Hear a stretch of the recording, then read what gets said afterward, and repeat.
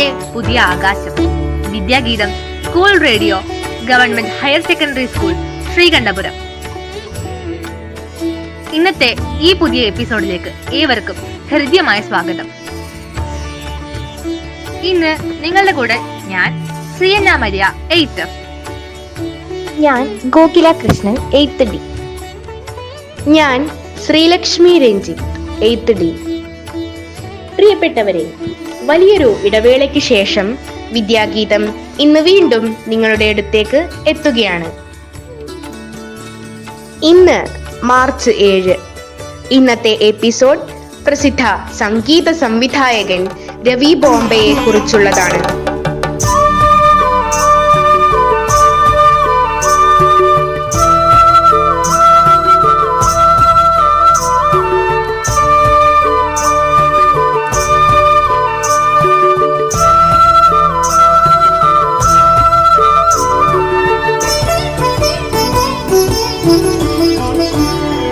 ചന്ദനലേപസുഗന്ധം ചൂടിയതാരോ, കാറ്റോ കാമിനിയോ.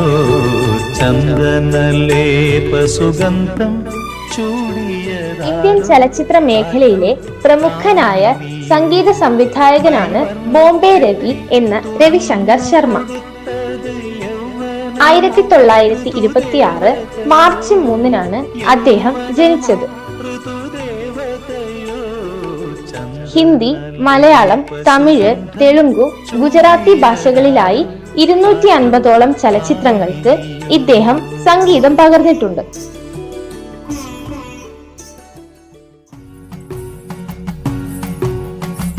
കളരി വിളക്ക് തെളിഞ്ഞതാണോ, കുന്നമരം പൂത്തുലഞ്ഞതാണോ, മാനത്തു നിന്നാലും വന്നതാണോ, മാനത്തു നിന്നാലും വന്നതാണോ, കുന്നത്തു സൂര്യൻ ഉദിച്ചതാണോ. ഗുജറാത്ത്, കേരള സംസ്ഥാന അവാർഡുകളടക്കം 20ലേറെ പുരസ്കാരങ്ങൾ നേടിയിട്ടുള്ള ഇദ്ദേഹത്തെ രാഷ്ട്രം 1971 പത്മശ്രീ നൽകി ആദരിച്ചു. പ്രതിഭാശാലിയായ രവിയുടെ ജനപ്രിയ ഗാനങ്ങൾ സിനിമകളെ ഹിറ്റുകളാക്കി. അച്ഛൻ പാടുന്ന ഭജനകളിൽ നിന്നാണ് ശാസ്ത്രീയ സംഗീതത്തിന്റെ ബാലപാഠങ്ങൾ അഭ്യസിച്ചത്.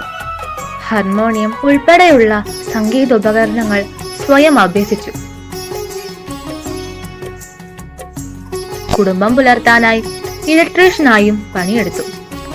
1950 ബോംബെയിലെത്തിയ ശേഷമാണ് പ്രൊഫഷണൽ ഗായകനാകുന്നത്.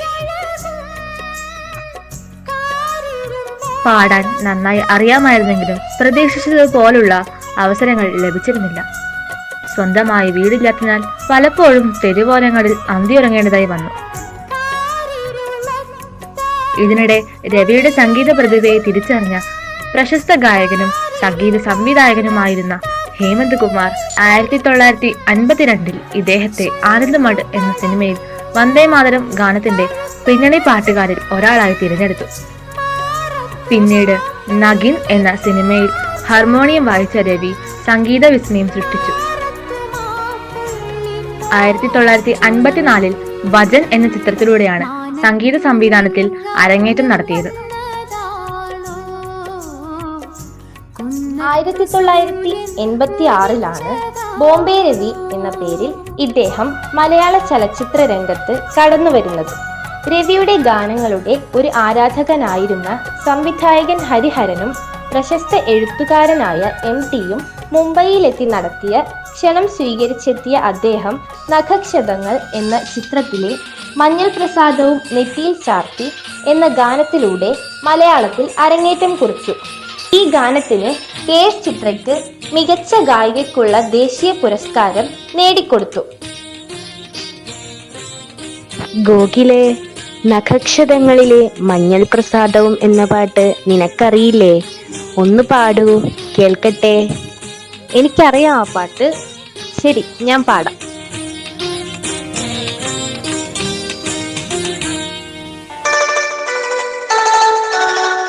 മഞ്ഞൾ പ്രസാദവും നെറ്റിയിൽ ചാർത്തി മഞ്ഞക്കുറിയിലുണ്ട് ചുറ്റി.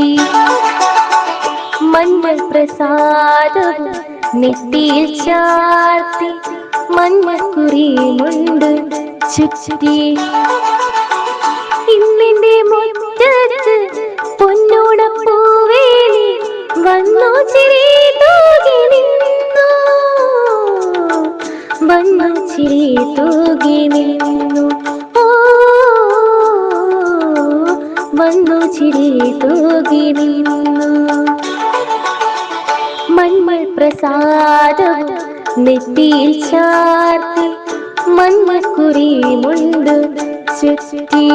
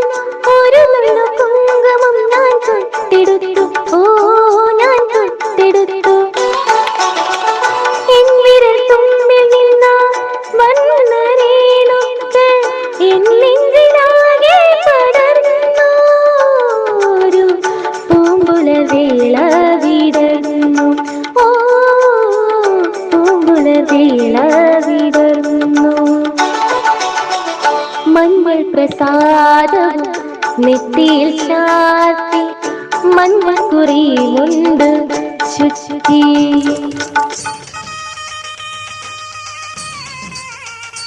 1986 ഹരിഹരന്റെ തന്നെ സംവിധാനത്തിൽ പുറത്തിറങ്ങിയ പഞ്ചാഗ്നിയിലെ സാഗരങ്ങളെ പാടിയുണർത്തിയ സാമഗീതമേ, ആ രാത്രി മാഞ്ഞുപോയി 1000 കിനാക്കളും എന്നീ ഗാനങ്ങളും വലിയ ഹിറ്റുകളായി. തുടർന്ന് ഒരു വടക്കൻ വീരഗാഥ, സർഗം, പരിണയം, മയൂഖം എന്നീ ഹരിഹരൻ ചിത്രങ്ങൾക്ക് കൂടി ബോംബെ രവി സംഗീതം പകർന്നു. ഇന്ന് അതിഥിയായി നമ്മോടൊപ്പമുള്ളത് തളിപ്പറമ്പ് മൂത്തേടത്ത് ഹൈസ്കൂളിൽ നിന്നും റിട്ടയർ ചെയ്ത സംഗീത അധ്യാപിക KM ഭാരതി ടീച്ചറാണ്. എല്ലാവർക്കും നമസ്കാരം. Sreekandapuram government higher secondary school Vidyageetham school radio പ്രവർത്തകർക്ക് എൻ്റെ സ്നേഹാശംസകൾ. 1926 മാർച്ച് 3 ഡൽഹിയിൽ ജനിച്ച രവിശങ്കർ ശർമ്മ എന്ന സംഗീത പ്രതിഭയാണ് ഇന്ന് അറിയപ്പെടുന്ന ബോംബെ രവി എന്ന പ്രശസ്ത സംഗീത സംവിധായകൻ. 1986 ഹരിഹരന്റെ പഞ്ചാഗ്നി എന്ന ചിത്രത്തിന് സംഗീതം നൽകിയാണ് ശ്രീ ബോംബെ രവി മലയാള സിനിമയിൽ കടന്നുവരുന്നത്. പിന്നീട് നഖക്ഷതങ്ങൾ, വൈശാലി, വടക്കൻ വീരഗാഥ തുടങ്ങി 17ഓളം മലയാള ചിത്രങ്ങൾക്ക് അദ്ദേഹം ഈണം നൽകി. ഈണങ്ങളിലൂടെ മലയാളികളുടെ മനസ്സിൽ ഇടം പിടിച്ച ശ്രീ ബോംബെ രവി അനശ്വരനായി നമ്മുടെ ഇടയിൽ തുടരുന്നു. അദ്ദേഹത്തിൻ്റെ ഗാനങ്ങളും അനശ്വരങ്ങളായി നിലകൊള്ളുന്നു. അദ്ദേഹത്തിൻ്റെ ഓർമ്മയ്ക്ക് മുമ്പിൽ ഞാനും ഒരു ഗാനം അർപ്പിക്കുന്നു.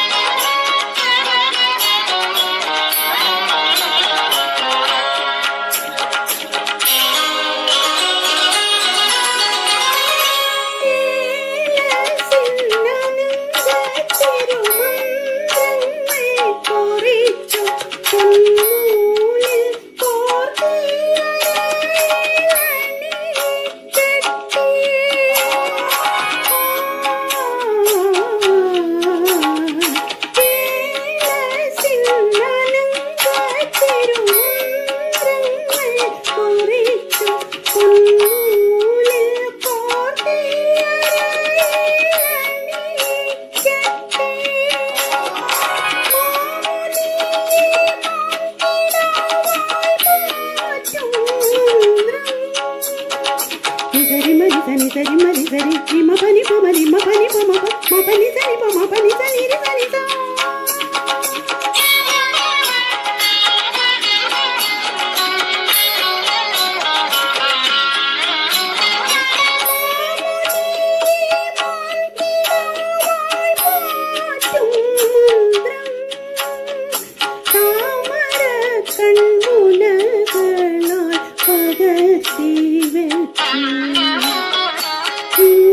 പുഷ്പം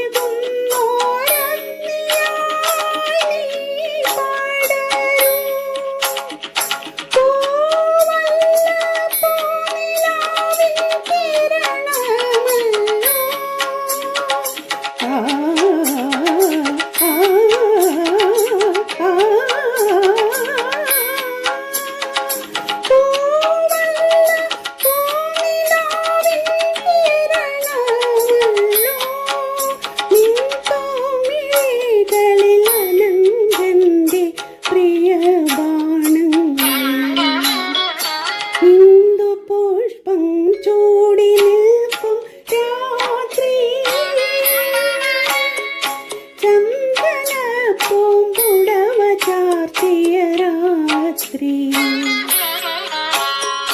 ചന്ദ്രബാണ ഭൂതിയായി നിന്നരികിലെത്തി ചന്ദ്രലേ നിന്തി പഞ്ചികൾ തോട്ടുണർത്തി ഇന്ദു പുഷ്പം ചൂടി നിൽക്കും രാത്രി.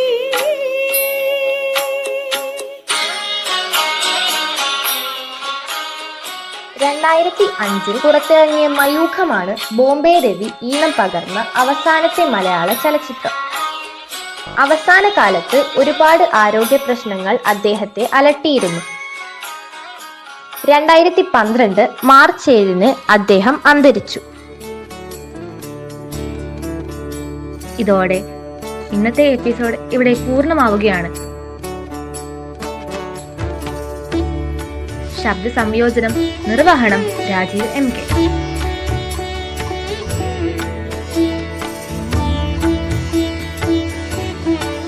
കൂടുതൽ അറിവുകളും വിശേഷങ്ങളുമായി ഞങ്ങൾ വീണ്ടും എത്തും. എല്ലാ പ്രിയപ്പെട്ടവർക്കും നന്ദി, നമസ്കാരം.